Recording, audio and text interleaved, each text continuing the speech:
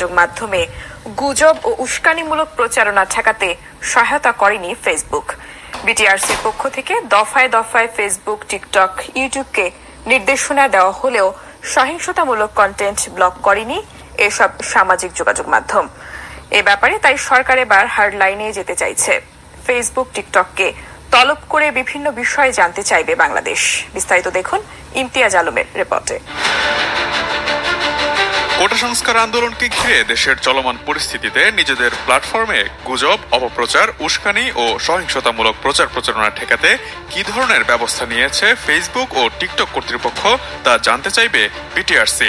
তারা জবাব না দিলে অথবা সেটি সন্তোষজনক না হলে কঠোর ব্যবস্থা নেবে বিটিআরসি সংশ্লিষ্ট দুটি উইংয়ের দুজন পরিচালক গণমাধ্যমকে এই তথ্য নিশ্চিত করেন। এছাড়া গত 24শে জুলাই বুধবার সংবাদ সম্মেলনেও বিষয়টি নিয়ে খোলামেলা কথা বলেন ডাক, টেলিযোগাযোগ ও তথ্য প্রযুক্তি প্রতিমন্ত্রী জুনায়েদ আহমেদ পলক। তিনি বলেন, 28 জুলাই রোববার বিটিআরসির সঙ্গে বসে ঠিক করা হবে ফেসবুক ও টিকটক কর্তৃপক্ষকে কিভাবে ও কি ধরনের চিঠি দেওয়া হবে। বার্তা পাঠানোর পর তাদের 3 দিনের মধ্যে বিটিআরসিতে হাজির হয়ে জবাব দিতে বলা হবে।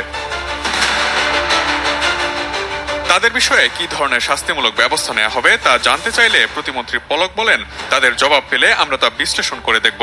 কি ব্যবস্থা নেওয়া হবে বা কি রেস্ট্রিকশন দেওয়া হবে তা তখন ভাবা হবে। জুনায়েদ আহমেদ পলক বলেন, সোশ্যাল মিডিয়া বিশেষ করে ফেসবুক ও টিকটকের কোনো জবাবদিহিতা নেই। না বাংলাদেশ সরকারের কাছে আছে, না তাদের অন্য কোনো প্রতিষ্ঠানের কাছে আছে। ফেসবুক, টিকটক তাদের যে প্রাইভেসি সেটিংস কিংবা পলিসি গাইডলাইন যেগুলো দিয়ে রাখে, এগুলো একেবারেই তারা নিজেরাও মানে না। প্রতিমন্ত্রী আরো বলেন, ফেসবুক, টিকটক এক এক দেশের জন্য এক এক ধরনের আচরণ করে। ইউক্রেন রাশিয়া যুদ্ধকে কেন্দ্র করে বিভিন্ন অপপ্রচার হচ্ছে, সে বিষয়ে তাদের এক ধরনের অবস্থান। ইসরায়েল ফিলিস্তিন নিয়ে তাদের ভূমিকাটা আরেক রকম। আবার বাংলাদেশের সাম্প্রতিক আন্দোলন ও সহিংসতার ঘটনায় তাদের অবস্থান আরেক রকম। তবে কোনো কিছু বন্ধ করে দেওয়া সমাধান নয়, বরং নিয়ন্ত্রণ প্রতিষ্ঠা করতে পারাটা সাফল্য বলে মনে করেন তথ্য প্রযুক্তি বিশেষজ্ঞরা।